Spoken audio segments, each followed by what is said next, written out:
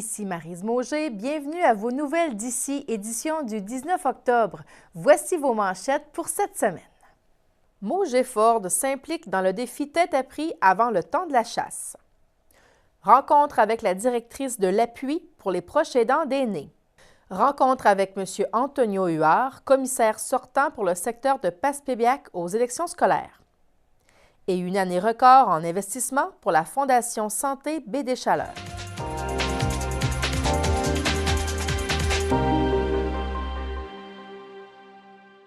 C'est reconnu, Mauger Ford s'implique beaucoup dans son milieu et appuie la cause du défi Tête à prix avec des employés chasseurs désirant de participer à l'activité. Eh bien, le 15 octobre dernier, à Grande-Rivière, je me suis rendue pour assister à l'activité. Il existe 1001 façons de souscrire à la cause de l'Association du cancer de l'Est du Québec. Les employés de chez Mauger Ford de Grande-Rivière en sont un exemple. Depuis quelques années et depuis le début, je crois, chez Mauger Ford, chaque employé se fait raser pour le tête à prix. C'est Mauger Ford qui donne 100 $ pour chaque employé. Comme c'est la chasse, et comme c'est généralement des hommes qui travaillent ici en grande majorité, on le fait une soirée spécialement pour eux autres avant samedi, parce que samedi, ils vont tous être dans le bois. Fait qu'on le fait ici au garage depuis quelques années. Ce qui se faisait à la place du Havre, il y a 4-5 ans passés, je ne me souviens pas là. En plus des employés de chez Mauger Ford volontaires pour la cause, il y avait présent sur place M. Carole Moreau de chez Bleu FM qui relevait son défi, ayant amassé un montant de 1 043 $. Au total, 17 participants, dont 5 chasseurs, 12 employés, en plus d'un garçon âgé de 7 ans qui appuyait la cause comme son père. Grâce à cette activité de financement, Mauger Ford remettra un montant de 1 100 $ à l'Association du cancer de l'Est du Québec pour le défi Tête à prix. Et je vous présenterai la semaine prochaine le grand défi, la grande journée du défi Tête à prix qui a lieu comme à chaque année à la place du Havre de Chandler. Maintenant, du 2 au 8 novembre prochain sera la Semaine nationale des proches aidants. Il existe à Chandler l'appui qui agit comme bailleur de fonds aux organismes venant en aide aux proches aidants des aînés. Alors, pour en savoir davantage, allons rejoindre la directrice, Mme Marie-Pierre Cyr. L'appui, dans un premier temps, on a un rôle de bailleur de fonds, c'est-à-dire qu'on fait des appels de projets auprès des organismes à but non lucratif du territoire de la Gaspésie et des îles de la Madeleine pour des projets qui vont s'adresser aux proches aidants d'aînés. Donc ça, c'est notre premier rôle. Notre deuxième rôle, on a un rôle de mobilisation, de concertation, c'est-à-dire de faire parler un peu de la cause des proches aidants d'aînés, de s'assurer que au niveau de la place publique, qu'on parle de la cause, en fait.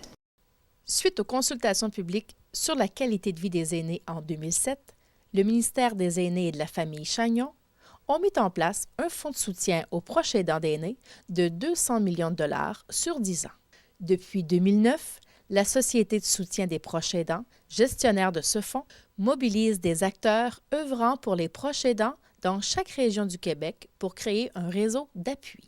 Oui, effectivement, ça a été suite à la consultation de la ministre Marguerite Blais sur la condition de vie des aînés. Donc oui, effectivement, de plus en plus, on entend parler des proches aidants d'aînés. Puis je pense que ça va aller en grandissant avec le vieillissement de la population aussi. En fait, nous, l'appui, c'est vraiment l'appui pour les proches aidants d'aînés. Donc c'est pas l'âge de la personne qui aide, mais c'est l'aîné. Dans le fond, il faut venir en aide à un aîné.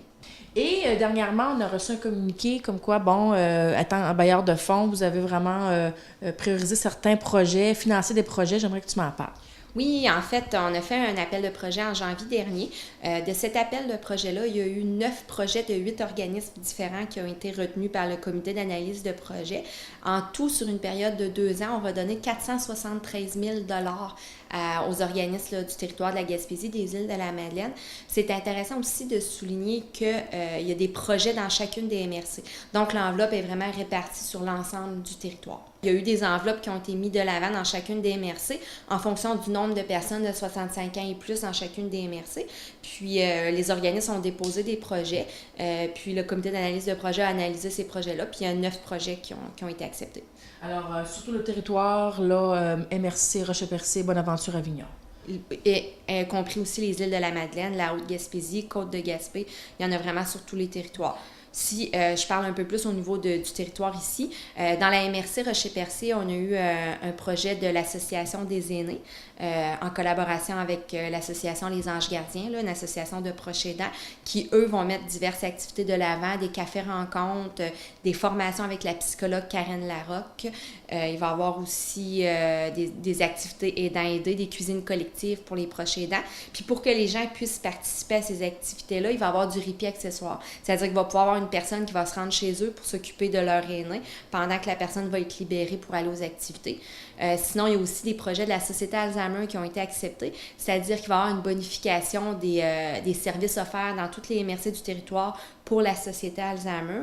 Donc, il y a la création de groupes de soutien pour les proches aidants qui s'occupent d'une personne qui est atteinte de l'Alzheimer. Encore pour la Société Alzheimer, il y a eu la mise sur pied dans le fond, de centres de répit de jour dans la MRC Avignon. Ça vient tout juste de débuter. Puis dans la MRC Bonaventure, ça va débuter là, en janvier prochain. Puis, finalement, il y a aussi l'OCPAC, l'Organisme gaspésien des personnes atteintes de cancer, qui, elle, a eu un projet pour offrir des cafés-rencontres pour les gens qui s'occupent d'une personne qui est atteinte du cancer. Puis, dans le fond, c'est un projet là, vraiment sur tous les territoires de la Gaspésie des îles. Donc, ils vont avoir des cafés-rencontres dans chacune des MRC sur une base mensuelle. Il y a une émission qui a été... il y a un projet, dans le fond, d'avoir une émission qui s'intitule « Comme un phare à CHAU TVA ».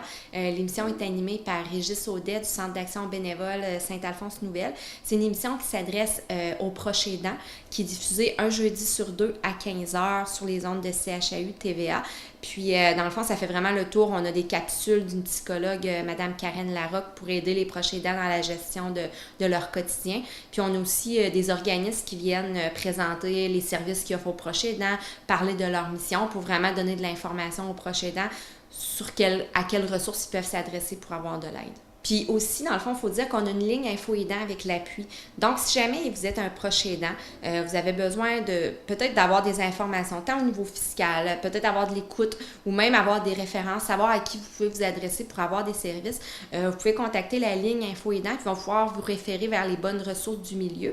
Donc, c'est le 1-855-852-7784. Les élections scolaires approchent. La semaine dernière, je donnais le droit de parole à M. Paul Lamarre, commissaire sortant secteur Passepébiac. Cette semaine, c'est au tour de M. Antonio Huard de nous parler de ses motivations. Et bonjour, M. Huard. Bonjour, madame. Alors, on parle d'élections scolaires avec vous aujourd'hui. Les élections arrivent bientôt et vous êtes aussi commissaire sortant. J'aimerais que vous expliquiez qu'est-ce que ça veut dire que vous êtes deux, dans le fond, au même poste. Disons que je suis commissaire depuis le 21 novembre 2006. J'ai embarqué sur un poste de remplacement. Le gouvernement a décidé on était 21 commissaires, puis le gouvernement a décidé de baisser ça à 12 commissaires. Ça fait qu'on tourne tous les deux ensemble en ce moment-là. Parfait. Ça se produit aussi à d'autres endroits sur la commission scolaire. Alors, on va commencer en parlant budget. Budget, puis après ça, j'aimerais parler d'un volet pédagogique, puis la motivation ensuite. Alors, allez-y, je vous écoute pour votre budget. Le budget de la commission scolaire, c'est un budget de 87 millions. Okay. Les taxes scolaires rapportent au gouvernement, à notre commission scolaire, environ 6,9 millions par année. Okay. Le gouvernement a décidé de ne pas payer sa part des taxes scolaires, soit un montant d'environ 900 000 $. Puis depuis, le gouvernement a décidé de couper 17 % des subventions allouées à chaque école. Okay. Les 23 commissaires ont été invités, ainsi que les 7 cadres de la commission scolaire, à travailler sur des comités de travail. Okay. Alors, on a coupé à environ 200 à 300 000 $. Comment? Bien, certains départs à la retraite n'ont pas été remplacés. On a coupé dans les frais de déplacement. On a coupé dans d'autres frais. Il faut vous dire que la marge de manœuvre de la commission scolaire est très mince. Oui. Parce que 85 % du budget de la commission scolaire, c'est les salaires. Et la commission scolaire, nous sommes au-dessus de 1100 employés. Actuellement, on est le plus gros employeur de toute la Gaspésie. Quand même. Il nous manquait quand même toujours 900 000 $. On avait le choix de couper dans le service aux élèves, comme certaines commissions scolaires l'ont fait dans la province, ou encore d'augmenter la taxe scolaire de 4 cents du 100 $. et ne pas couper de leur service aux élèves. Le comité, on a opté pour cette dernière solution. Tous les commissaires, on est contre l'augmentation de salaire. On est toujours contre les impôts, aussi des augmentations d'impôts, mais on n'avait pas le choix. OK. Alors, on préférait régler notre budget nous-mêmes plutôt que de dire au ministère de l'Éducation, réglez notre budget. Ils nous auraient placé en tutelle, parce qu'on parle beaucoup de tutelle à ce temps-ci, ou encore ils nous auraient précipité dans des fusions de commissions scolaires comme celle de Gaspé. OK. Ça fait que nous, on a décidé de prendre nos responsabilités. J'aimerais aborder avec vous un volet seulement du côté pédagogique. OK. Pour la première fois de l'histoire de la commission scolaire, pour faire le choix de la directrice générale, on a priorisé la pédagogie. Okay. Alors, on voulait être quelqu'un qui soit capable de diminuer le décrochage scolaire, d'augmenter le taux de réussite, de valoriser la formation professionnelle et bien d'autres choses. Bien entendu, elle devait s'occuper aussi du budget. Je me suis porté volontaire pour siéger sur ce comité. C'était le comité de sélection. On était 8 commissaires avec un représentant du ministère de l'Éducation. Okay. C'est sûr que 70% de l'entrevue a porté sur du côté pédagogique. Comment elle voyait ça, comment elle aurait réalisé ces choses-là. Puis, on l'a choisi à cause de ses qualités pédagogiques. Elle avait d'autres bonnes qualités aussi, là. Par la suite, au mois de septembre, je me suis porté volontaire pour siéger sur un comité d'évaluation de la directrice générale. Okay. Je n'étais pas seul non plus. On était 7 commissaires. Puis même aujourd'hui, on est encore les mêmes 7 commissaires. Okay. Alors, on a demandé à ce moment-là à la directrice générale de nous tracer un plan d'action. Un plan d'action, c'est ce qu'elle nous avait dit en entrevue. Okay. Puis, tracer un plan d'action, c'est pas juste de tracer un plan d'action pour tracer un plan d'action. Ce plan d'action-là, on l'a critiqué au début. On a fait ajouter des choses, on a fait une critique positive. À la fin d'année, on a évalué. C'est quoi qu'elle a réalisé durant l'année? Ça a été un succès. Okay. L'année d'après, à ce moment-là, on a demandé à notre directrice générale, on veut que vous supervisez toutes les directions d'école. Puis l'année d'ensuite, on a demandé à notre directrice générale, toujours dans notre plan d'action, on veut que tous vos directeurs d'école, sans exception, supervisent les enseignants. Okay. Alors, ils peuvent superviser leurs enseignants sur la gestion de classe. Est-ce que le matériel didactique qu'ils emploient en classe est adéquat? Est-ce que la personne a besoin d'une formation sur un point pointu, quelque chose comme ça? Alors, la direction d'école est là pour donner une relation d'aide à l'enseignant. Être plus proche de ses enseignants. C'est ça. Ça veut dire, si vous regardez à ce moment-là le cheminement, la plus haute autorité de la commission scolaire, on a axé ses efforts sur la pédagogie, okay. C'est allé vers la direction d'école, c'est allé aux enseignants, puis au bout de la ligne, à ce moment-là, c'est l'élève qui en profite. Okay. Puis c'est de cette façon-là qu'on a baissé le décrochage scolaire, on a augmenté le taux de réussite aux examens du ministère, puis bien d'autres choses à ce moment-là. Il faut dire aussi en partant que notre commission scolaire, elle fonctionne pas mal. Là. Notre commission scolaire, elle est très bien reconnue auprès de d'autres commissions scolaires pour la pédagogie. Puis au ministère de l'Éducation, on est bien reconnu aussi pédagogiquement et administrativement. Alors, je ne sais pas si vous vous souvenez, au printemps, on était dans les 7 commissions scolaires que le gouvernement n'a pas augmenté des augmentations de coupures. Ça veut dire que la gestion qui se fait dans notre commission scolaire, elle est bien. C'est sûr qu'il ne faut pas arrêter là. Il faudra arriver un jour à être premier au niveau des examens du ministère, au niveau de l'éducation. Moi, c'est ça que je voudrais voir un jour se réaliser. Okay. On l'a déjà réalisé par le passé à la régionale Baie-des-Chaleurs. Okay. J'étais un des adjoints dans le temps. Okay. Ma motivation première, c'est de rendre l'élève heureux à l'école. Je prendrai tous les moyens pour que les élèves possèdent tout l'équipement et les services voulus pour persévérer et réussir. Alors là, vous savez aujourd'hui que l'enseignement, c'est plus comme avant. On a besoin de matériel technique, des iPads. Aujourd'hui, il y avait des téléphones intelligents, là, des tableaux électroniques, ces choses-là. Il ne faut pas reculer là-dessus. Il faut aller de l'avant à ce moment-là. C'est plus le même enseignement qu'avant. Okay. Alors, puis, en plus de ça, les services aux élèves, bien, le gouvernement nous a coûté 17 %. Il reste 83 % à ce moment-là dans les écoles. On a déjà placé une commande à la directrice générale. On dit à la directrice générale, le 83 % qui reste dans les écoles, on veut que le directeur d'école nous fasse un plan pour dire qu'est-ce qu'il va prioriser dans son école. OK. Est-ce que c'est le service aux élèves ou autre chose? Alors, les commissaires élus au mois de novembre, on va ce travail-là à évaluer. OK. Je suis d'une grande disponibilité, autant le jour que le soir, et je me porte toujours volontaire pour siéger sur tous les comités de travail. J'ai tous les comités de travail, je siège sur les comités de travail, pas seulement les comités obligatoires, mais sur tous les comités de travail. OK. Ayant consacré 35 ans dans l'éducation, je possède de l'expertise pour le travail de commissaire et pour contribuer à la réussite des élèves. Je crois au travail d'équipe. Oui. Comme vous pouvez le constater, le travail d'équipe, ce n'est pas l'affaire d'une seule personne, mais bien d'une équipe qui travaille dans le même sens. Le jeu, là, je fais ci, j'ai cela, je crois que le jeu, le seul endroit où on peut se servir du jeu, dans un conseil des commissaires, je vote contre telle résolution. OK. Je veux que les jeunes, les parents, et j'ajouterais même les grands-parents, soient assurés de ma collaboration, de mon jugement, de ma capacité à travailler en équipe, de mon intégrité et de ma disponibilité. Merci. Je souhaite bonne chance aux deux candidats, soit M. Paul Lamarre et M. Antonio Huard. Et je vous rappelle que le vote par anticipation a lieu le 26 octobre et la journée d'élection a lieu le 2 novembre prochain. Maintenant, la Fondation Santé Baie des Chaleurs a connu une année record en investissement. Je me suis rendue au bureau de la directrice générale, soit Mme Lantagne, pour en parler. Alors, présidente, directrice plutôt de la Fondation Santé Baie des Chaleurs, vous avez eu un AGA le 14 octobre dernier. Avant de parler de l'AGA, des belles nouvelles positives, j'aimerais qu'on s'explique un peu, c'est quoi l'importance et la mission ici de la Fondation? La Fondation a pour mission de supporter le développement des soins de santé pour le Centre de santé et des services sociaux de la Baie des Chaleurs. Donc, notre territoire d'intervention, c'est de Chigawek à Saint-André, les Plateaux, Matapédia.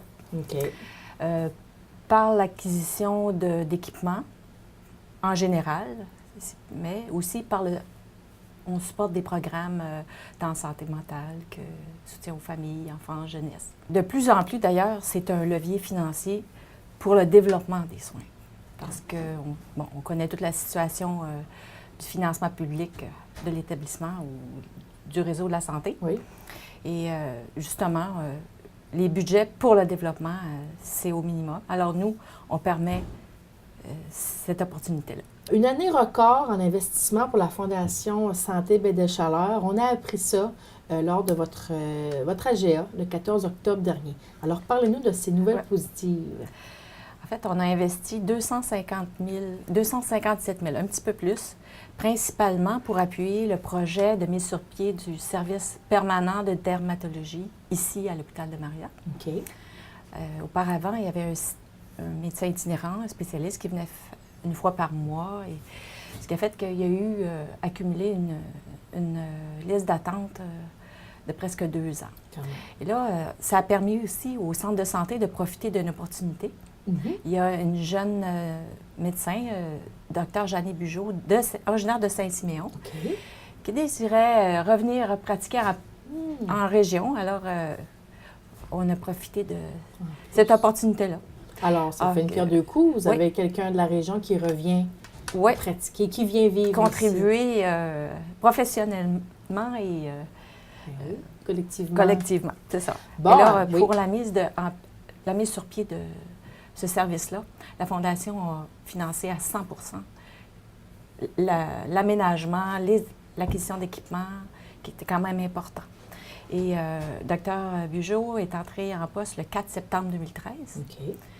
Et depuis, la liste d'attente, maintenant, le délai d'attente pour un rendez-vous est de 2 semaines.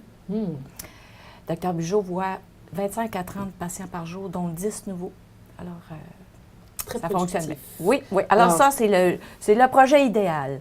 Demande, activité de financement, on ramasse 200 000, un peu plus, et le projet au mois de septembre. Alors, on voudrait que ça se passe comme ça tous les ans. Et cette grande réussite est beaucoup aussi grâce à l'appui du milieu. Oui, c'est particulier dans la Baie des Chaleurs. Tout le monde, tous les Québécois sont généreux, mais je crois que dans la Baie des Chaleurs, les gens on marque un bon point. Oui. Depuis 2 ans, ils nous supportent particulièrement. Il y a eu des exemples de mobilisation assez impressionnants. Ouais. À quoi vous considérez cet intérêt? La confiance. En région, les gens sont attachés à leurs établissements. Ici, on n'a pas de concurrent, dans le fond. Il y a juste un établissement de santé et ça concerne tout le monde.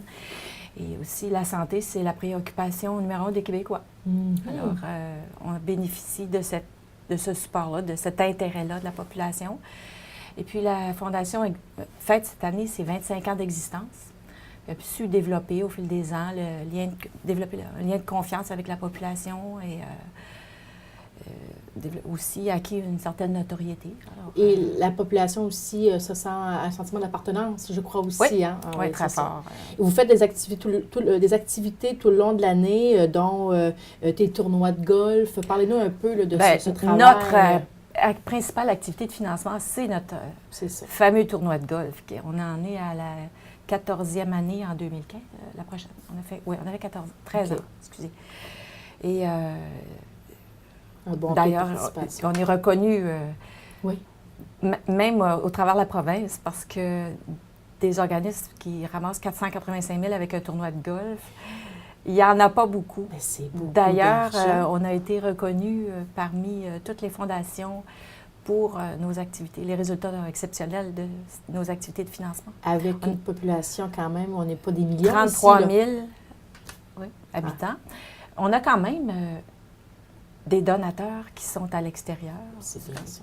Mais il y a beaucoup de Gaspésiens à l'extérieur. Alors, vous avez su faire un lien avec eux. Oui. C'est bien. Aussi. Alors aussi, on parle de la présidente depuis janvier dernier et Mme Nathalie Normando. Est-ce que ça aussi peut faire un poids peut faire une différence dans la fondation? C'est sûr qu'avec toute l'apport en expertise que représente l'arrivée de Mme Normando, on ne peut qu'envisager des années florissantes et toute l'aide qu'elle nous apporte, oui. Si on obtient des résultats de cet ordre-là, oui, on a la population derrière nous qui nous appuie. Et il y a un effort particulier de la communauté d'affaires qui sont toujours là quand on fait appel à eux. Ils répondent en masse présents. Et on apprécie beaucoup. Vous avez été récompensé aussi avec un prix. On le voit là, le prix, comment on l'appelle, ce prix-là? C'est la Fondation Coup de cœur 2013 de l'Association des fondations d'établissements de santé du Québec. Ouais. Grâce aux résultats exceptionnels obtenus au cours de nos activités de financement, grâce justement à l'appui de la population. Alors, ce prix-là leur appartient à tout le monde, à tous les donateurs, à tous ceux qui ont contribué de près ou de loin à nos activités et qui sont là pour nous et pour eux. Terminons l'actualité de cette semaine avec votre chronique policière.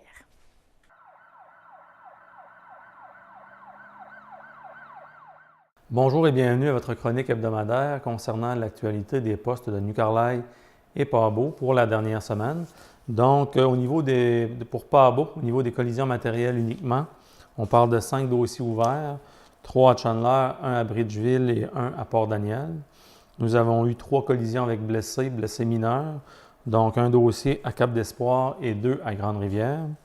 Et au niveau des conduites capacité affaiblie, on parle d'un bilan positif, aucun dossier répertorié au cours de la dernière semaine. Nous avons eu un dossier de possession de cannabis à Grande-Rivière. 2 dossiers de méfaits moins de 5 000 sont survenus à Chandler et l'autre dossier à Grande-Rivière. Nous avons un vol moins de 5 000 dossiers ouverts à Chandler et nous avons eu la destruction d'armes à feu, dossier ouvert à Chandler. C'est ce qui fait le tour pour Pabot. Maintenant, pour New Carlisle, on parle de collision matérielle. 9 dossiers répertoriés pour la dernière semaine. On parle de 1 dossier à New Carlisle, 1 à Passepébiac, 1 à Hopetown, 3 à Bonaventure, 1 à Hope et 2 survenus à New Richmond qui ont été ouverts au bureau de New Carlisle. Sur les 9 collisions, on parle de 6 collisions avec chevreuil. 10, maintenant, 2 dossiers de collision avec blessés mineurs également. 2 dossiers, dans les 2 cas, les dossiers ont été ouverts à Passepébiac. Il n'y a également aucun dossier concernant les conduites capacité affaiblie pour le secteur de New Carlisle. Nous avons eu un vol à l'étalage à Passepébiac, Un dossier de production de cannabis, maintenant un dossier ouvert à Bonaventure. Nous avons un dossier de voies de fait et possession d'armes à Passepébiac. Un bris de condition et, dans le cadre de proférer des menaces, a été ouvert également à Passepébiac. Et méfaits moins de 5 000 survenus à Bonaventure. Donc, c'est ce qui fait le tour pour New Carlisle au cours de la dernière semaine également. Ce qu'on recommande aux gens, c'est d'être très prudent sur les routes, notamment le soir et la nuit, jusqu'au petit matin, concernant les collisions avec chevreuil, principalement, disons, dans le secteur de Port-Daniel, New Richmond, très, très fréquent. Le ministère des Transports a installé des panneaux réfléchissants indiquant de faire attention. Donc, important de réduire considérablement la vitesse la nuit pour éviter les collisions. Donc, c'est pratiquement, à cette période-ci de l'année, une collision par jour pour le poste de New Carlisle. Donc, sur ce, soyez prudents sur nos routes. Également, prudence pour les chasseurs en forêt. Vous rappelez qu'au niveau des conduites capacité affaiblie, c'est la même infraction qui s'impose en forêt. Donc, soyez prudents et à la semaine prochaine. Jusqu'au 19 octobre avait lieu la Semaine des Maisons des Jeunes et je vous présente cette semaine un extrait de l'entrevue réalisée avec le coordonnateur de la Maison des Jeunes de Bonaventure, soit M. Marc Grenier.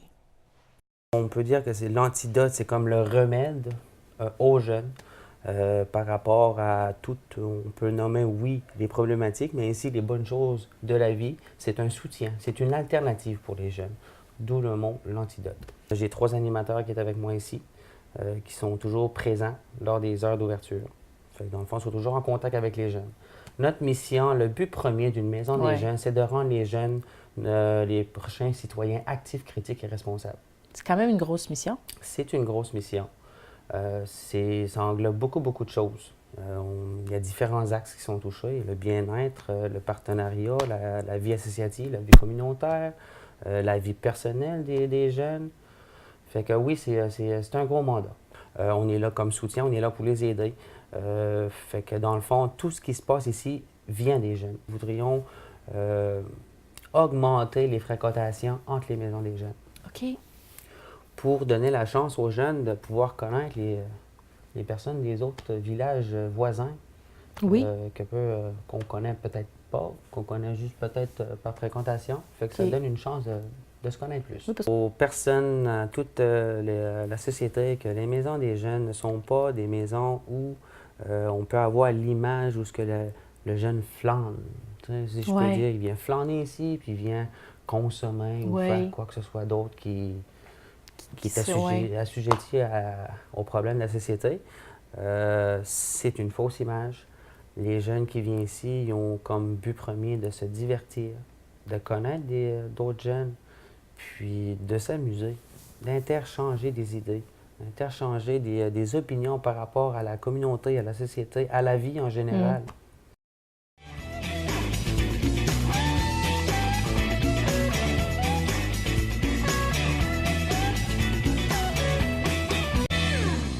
À la chronique Agenda cette semaine, je vous invite à une soirée dansante au Club des 50 ans et plus l'Amicale de Passepébiac, situé au 18 2e Avenue Est à Passepébiac. C'est samedi le 25 octobre à 21h avec disco, où le coût d'entrée est de 5 $.